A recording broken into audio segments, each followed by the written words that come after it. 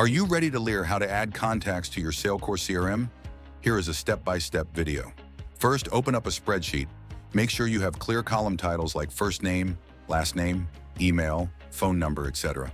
When you're done, save the file as a CSV. It's just a simple format your CRM can understand. It is essential to name it as contacts. Head over to your SaleCORE account and log in. Go to your contacts section. In contacts, you'll have the option called groups, where you can organize your contacts into different groups. This makes things easier when doing broadcasting, for example, because you can select exactly which group of people you want to send the email to. Now, look for an option that says import or upload contacts.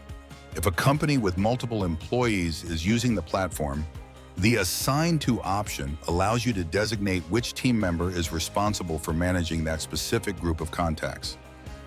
Additionally, in the Status field, you can indicate the current status of each contact, allowing for better organization and tracking.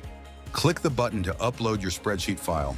The system might ask you to match up your column titles with the CRM's fields, like making sure your email column goes into the email field in the system.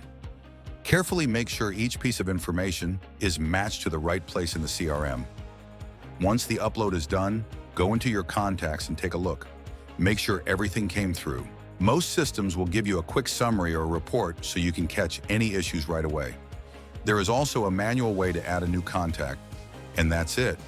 Your contacts are now in SaleCORE and ready to work for you. If this video helped, give it a like, hit subscribe, and check out SaleCORE.com to grow your real estate business. See you in the next step.